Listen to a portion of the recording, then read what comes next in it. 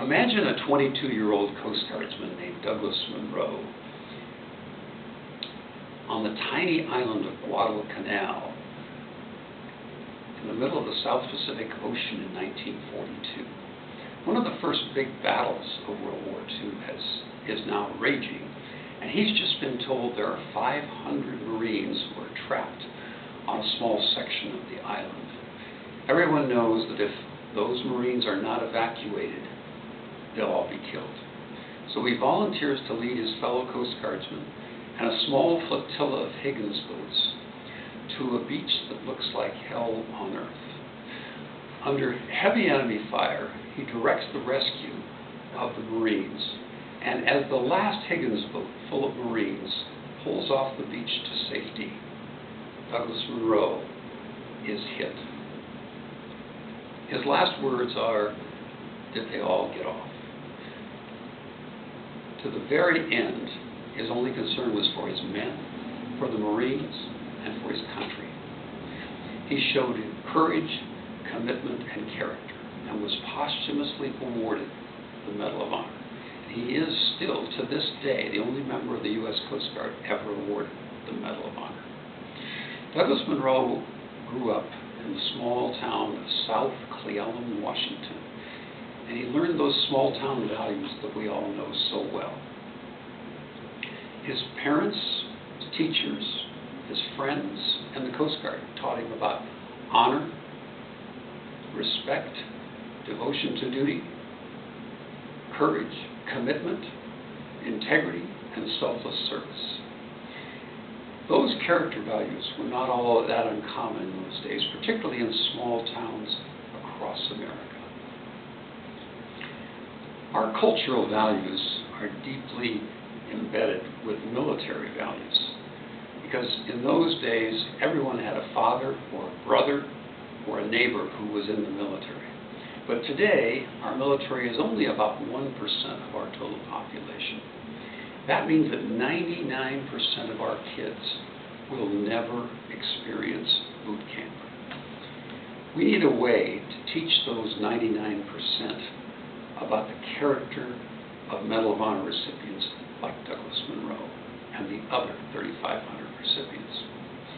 Our teachers are our greatest hope for teaching our students about those values, but they need the tools that will help them present the lessons and lead the discussion among their students.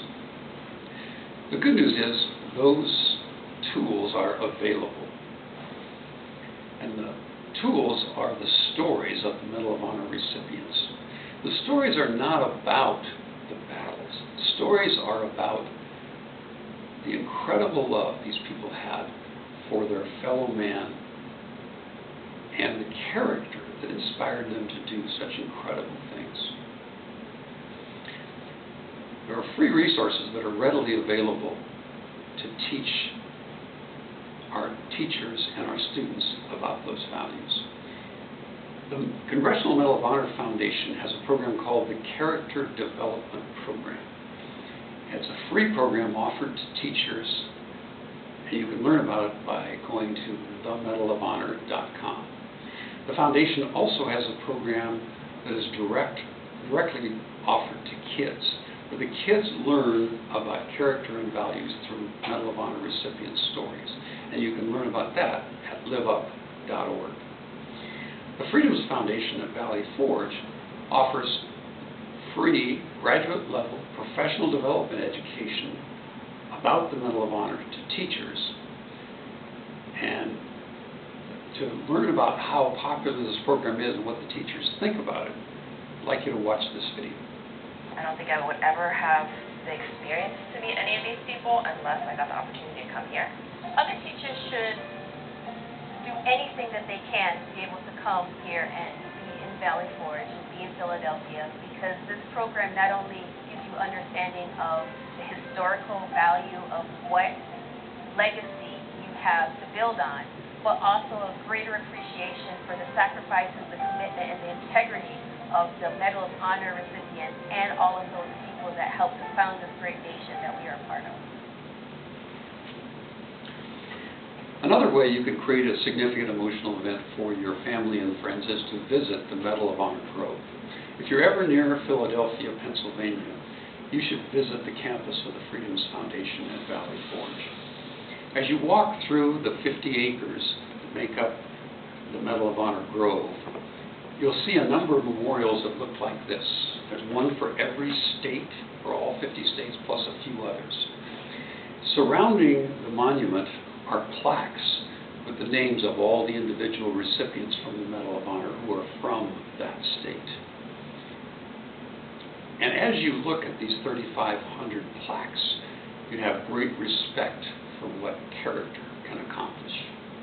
This particular memorial is actually not for any specific state at all.